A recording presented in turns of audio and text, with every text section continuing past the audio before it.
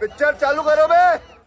जितने भी मुसलमान उनको मौका मिला है पढ़ने लिखने का और जिनको मौका मिला है एक लिबरल दुनिया के एक्सपोजर का, वो they do better than the rest of them. जितने भी मुसलमान उनको मौका मिला है पढ़ने लिखने का, वो they do better than the rest of them. Wait a minute. Delhi में भी जो धमाका हुआ उसके पीछे यही हाफ फ्रंट था, जिसमें कई डॉक्टर्स इसी देश के नागरिक, इसी देश का सब कुछ खाते हुए इसी देश के खिलाफ साजिश रच रहे थे। जिस देश का इन लोगों ने नमक खाया, जिस देश ने इन्हें बराबरी के मौके दिए, जिस देश की व्यवस्था में ये लोग सरकारी मेडिकल कॉलेजेस में पढ़ लिख कर डॉक्टर बन पाए, उस देश के साथ आखिर इन लोगों ने गद्दारी क्यों की और क्यों ये भारत के दुश्मन जैश के साथ मिल। जय श्री राम दोस्तों, अगर आपके खून में भी राम भक्ति दौड़ती है तो नीचे कमेंट में जोर से लिखो जय श्री राम। देखता हूँ कितने भाई अभी भी धर्म और देशभक्ति के नशे में चूर हैं। अब देखो भाई, चैनल का नाम तो सस्ते नशे है, लेकिन यहाँ नशा सिर्फ दो चीजों का मिलता है, ज्ञान का और मनोरंजन का। तो आ जाओ इस मस्त सफर में जहाँ दिमाग खुलेगा, हंसी रुकेगी नहीं। और हाँ, जिसने वीडियो लाइक और चैनल सब्सक्राइब नहीं किया वो अगली बार महंगे नशे की दुनिया में भटकता नजर आएगा। चलो वीडियो शुरू करते हैं। जय श्री राम। अमेरिका एआई बना रहा है, चीन रोबोट बना रहा है, जापान बुलेट ट्रेन बना रहा है और भारत में चंदा मांगकर मस्जिद बन रहा है।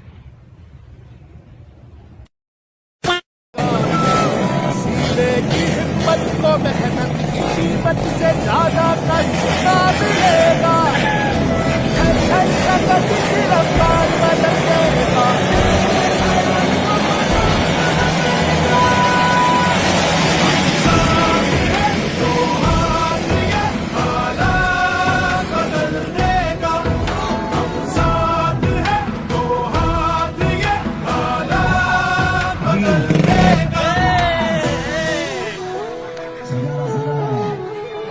बात की ये बात नहीं, बात हिस्सेदारी ओ जात की ये बात नहीं, बात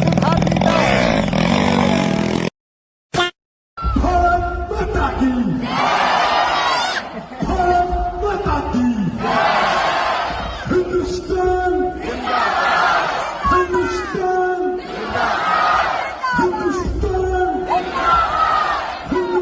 अलग से बैठा हुआ था नीचे उसका देखो नीचे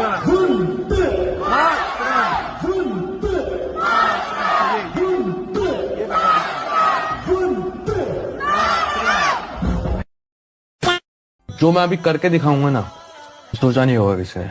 नहीं, अब क्या हुआ कि अब तैयारी हो गई है और अब मजा आ गया है। कई राज्य ऐसे हैं देश के अंदर जहाँ पे सड़कों में गड्ढे होते हैं, यहाँ पे गड्ढों में सड़क है। इतनी गंदी रोड्स पूरे देश के अंदर कहीं नहीं है जितनी गोवा के अंदर। It's enough. No more drama. Watch.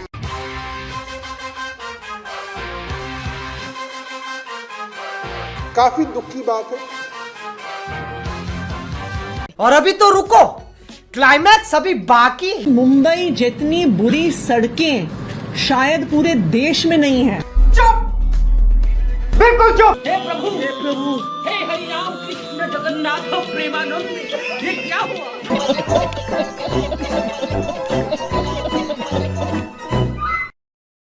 मगर रोजगार कहां से आएगा? मंदिर रोजगार थोड़े दे देगा। जिनको मंदिर से रोजगार क्यों नहीं मिलेगा? किसे मिलेगा? वो सिर्फ सनातन की बात करते हैं। उन्होंने मंदिर दिया कहाँ? यूपी में। उससे कितने लोगों को रोजगार मिल गया? उन्होंने मंदिर कहाँ दिया? बनारस में। कितने लोगों को रोजगार मिल गया? वास्तविकता के साथ जागो। अयोध्या में जो है राम मंदिर बनने के बाद काफी रोजगार भी बढ़ा, काफी टूरिज्म बढ़ा यहाँ पे, तो इसका प्रभाव इस पे क्या पड़ा आपको? अच्छा है, बच्चों को पढ़ाई लिखाई हो रही है, कचू मकान भी बना लिया है। इसी पैसे से मकान बना लिया? इसी पैसे से मकान बना लिया है। टीका लगा के आपने मकान बना लिया है? बना लिया है, हाँ, हल्का हल्का सा कमरा बना। ना तो कमाई की हुई है इससे जी। बहुत अच्छा किया है मोदी जी ने।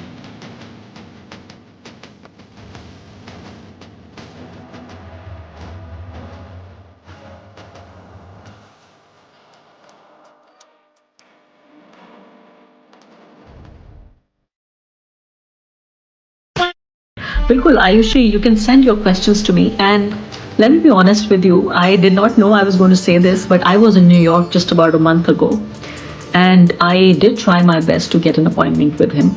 I did not manage to get an appointment.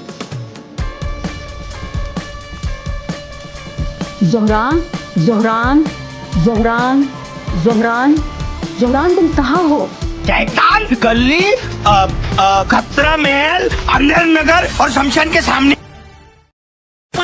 ये दीदी सोशल मीडिया पर आकर अपना दर्द बयां कर रही है। इनका कहना है कि ये कश्मीरी है, हिजाब बांधती है, इसीलिए इनको फरीदाबाद दिल्ली में घर नहीं दिया जा रहा। और बहुत लोगों ने इनका समर्थन भी किया है, इनके धर्म वालों ने। भाई तुम्हारे समर्थन करने से क्या ही हो जाएगा, डर सबको लगता है कि पता नहीं कौन डॉक्टर उमर हो जाए। और जो दिल्ली के लाल किले के पास हुआ था, अगर उनके घर पे हो जाए तो कोई बचेगा। जब इस प्रकार की घटनाएं होती है, बम बांध कर लोग उड़ जाते हैं मजहब के नाम पर, तब तुम लोग आकर इस चीज की खुली खुली मजम्मत करते नहीं हो, तुम डिफेंड करने लग जाते हो। एंगल ढूंढते हो किसी प्रकार से ऐसा साबित किया जाए कि इसमें कोई मजहबी गेम ना हो, जबकि अल्लाह अकबर बोलकर और मजहब के नाम पर ये लोग एक दूसरे को उकसाते हैं और फटते हैं। अगर हक की बात करते तो ऐसे हेट्रेड का सामना करना ना, ऐसे हेट्रेड नहीं कहते, इसको सेल्फ अवेयरनेस कहते हैं, खुद की चिंता करना कहते हैं। क्यों ही कोई फालतू में निपटना चाहेगा भाई।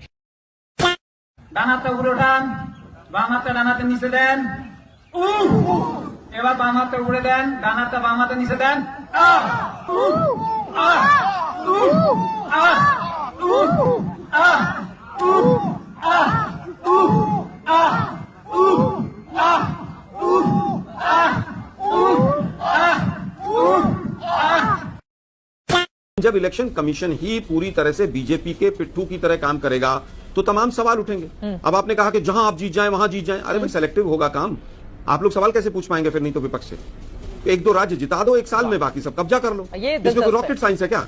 आप नहीं, ये बड़ा दिलचस्प है। आप मुझे बताइए बिहार में आखिरी बार आपके मुख्यमंत्री कब बने थे आलोक जी? अरे भाई, जिस बिहार को लेकर चर्चा हो रही है, मेरा ये सवाल है, आपको आखिरी बार याद है कि बिहार में कांग्रेस पार्टी के मुख्यमंत्री कब बने थे? क्यों नहीं लेना देना है? बड़े राज्यों में आलोक शर्मा जी, मेरा बस ये कहना है, आप बड़ी पार्टी हैं, आप बड़ी पार्टी हैं, आप उत्तर प्रदेश में गायब हैं 89 के बाद, आप बिहार में 40 सालों से गायब हैं, आप पश्चिम बंगाल में 1977 के बाद से गायब हैं, आप गुजरात में 1995 के बाद गायब हैं।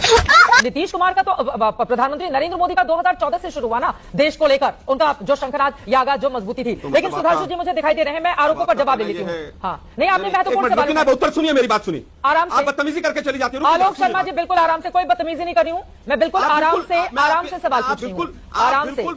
आप बीजेपी का सवाल, आप बीजेपी का पक्ष प्रवक्ता से भी ज्यादा बुरी तरह से रखते हैं। आलोक शर्मा जी, अब जिधर भक्ति का डर नहीं लगता मुझे, जनता देख रही है, बस हवा निकल गई। बदतमीजी करके आलोक शर्मा जी, ये आपकी आदत पड़ गई है हर चैनल पर फीमेल एंकर से जाकर बदतमीजी करने की। आलोक शर्मा जी को हर चैनल में आदत पड़ गई है फीमेल एंकर से बदतमीजी करने की। बीते महीने हमने देखा था एक दूसरे चैनल की फीमेल एंकर से आपने बदतमीजी किया, और अब यहाँ पर एबीपी न्यूज पर आकर आप मुझसे बदतमीजी कर रहे हैं, वो भी तब जब आपको मैंने पूरा वक्त दिया कि आप अपनी बात कहें और उसके बाद मैं सुधांशु जी के पास जाऊं। ये लाइव शो है, रिकॉर्डेड शो नहीं है, और इसमें किस तरह का बर्ताव आलोक शर्मा बोल रहे हैं और इस तरह की गिदड़ भपकी किसी और को दीजिएगा आलोक शर्मा जी। चुनाव आयोग को देते रहिएगा, एंकर्स को मत दीजिएगा, और जिस भाषा में आप बात करेंगे उसी भाषा में जवाब सुनने का भी मादा रखिए, तब आया करिए डिबेट के लिए। ये कोई तरीका नहीं हो सकता कि आप कुछ भी बोलकर चले जाएंगे एंकर को, और एंकर अगर बोले तो आप तुरंत कान से एपी हटाकर यहां पर गिदड़ भपकी देंगे। आदत पड़ गई है आप लोगों की, आदत पड़ गई है। बीते महीने आपने एक दूसरे चैनल की फीमेल एंकर से बदतमीजी की थी, और फिर आज मेरे साथ आप कर रहे हैं। कांग्रेस पार्टी को अपने ऐसे प्रवक्ताओं को समझाना चाहिए, डिबेट में तैयारी के साथ आए, एंकर पर हमला करने के लिए नहीं आए, पूरी तैयारी के साथ आइए, अपनी बात कहिए।